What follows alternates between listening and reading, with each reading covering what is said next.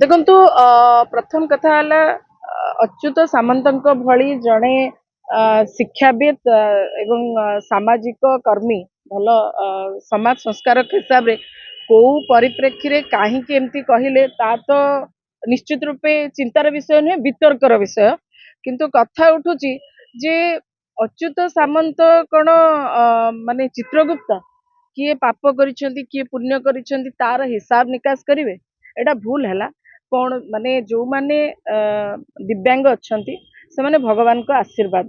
ତେଣୁକରି ସିଏ କୋଉ ସ୍ପିରିଚୁଆଲ ଗୁରୁ ପାଖକୁ ଯାଇଥିଲେ ମୁଁ ଜାଣି ନାହିଁ, କିନ୍ତୁ ସ୍ପିରିଚୁଆଲିଜିମ ଟା କେବେ ବି ସୁପରଷ୍ଟିସନ ନୁହେଁ। ଆପଣଙ୍କର ସ୍ପିରିଚୁଆଲିଜିମ ଟା ଯଦି ଅନ୍ଧବିଶ୍ୱାସ ହଉଛି ତାହାକୁ ଆମେ ଗ୍ରହଣ କରିପାରୁନା। ଏମିତି କହିବା ଦ୍ୱାରା ଯୋଉମାନେ ସ୍ପେଶାଲ ଚାଇଲ୍ଡ ଅଛନ୍ତି ସେମାନଙ୍କ ବାପା ମାଙ୍କ ଭିତରେ କଣ ବିତୁଥିବ, ତେଣୁ ସେମାନଙ୍କୁ ସ୍ପେଶାଲ କେୟାର ର ଆବଶ୍ୟକତା ରହିଛି, ସ୍ପେଶାଲ ଲଭ୍ ର ଆବଶ୍ୟକତା ରହିଛି କି ତାଙ୍କୁ ଏଭଳି ତାତ୍ସଲ୍ୟ କରିବା ବୋଧହୁଏ ଠିକ ହେଲା ନାହିଁ।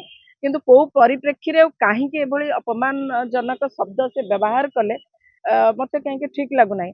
ଏବଂ ଅଚ୍ୟୁତ ସାମନ୍ତ ନିଜେ ମଧ୍ୟ ସ୍ୱୀକାର କରିଛନ୍ତି ଯେ ସିଏ ଭୁଲ କରିଛନ୍ତି ବୋଲି, ଏବଂ ତାଙ୍କର ଯୋଉ ଗଣମାଧ୍ୟମ ରହିଛି ସେ ଗଣମାଧ୍ୟମ ସାମ୍ନାକୁ ଆସିକି ସେ କ୍ଷମା ପ୍ରାର୍ଥନା କରିଛନ୍ତି। କିନ୍ତୁ କ୍ଷମା ପ୍ରାର୍ଥନା କରିଦେଲେ ଯେ ସବୁ କଥାର ସମାଧାନ ହୋଇଯାଏ ତା ନୁହେଁ। ମୂଳ ପ୍ରସଙ୍ଗ ହଉଛି ଯେ ଅଚ୍ୟୁତ ସାମନ୍ତ କି ପାପ କରିଥିଲେ ଯେ ବିଲ୍ ଗେଟ୍ସ ଭଳି ଲୋକକୁ ଏଠିକି ଡାକିକି ତା ସହିତ ତାଙ୍କର ସମ୍ପର୍କ ଅଛି, ଯିଏ 3000 ଥର ମେଲ ପଠେଇଛି ଏପଷ୍ଟିନ୍ କୁ ଏବଂ ଏପଷ୍ଟିନ୍ ସହିତ ତାଙ୍କର ଘନିଷ୍ଠତା ରହିଛି ଏବଂ ସିଏ ଏସଟିଡି ବା ସେକ୍ସୁଆଲ ଟ୍ରାନ୍ସମିଶନ ଡିଜିଜ ରେ ପୀଡ଼ିତ ଥିବା ବ୍ୟକ୍ତିଙ୍କ ସହିତ ତାଙ୍କର ସମ୍ପର୍କ ରହିଛି।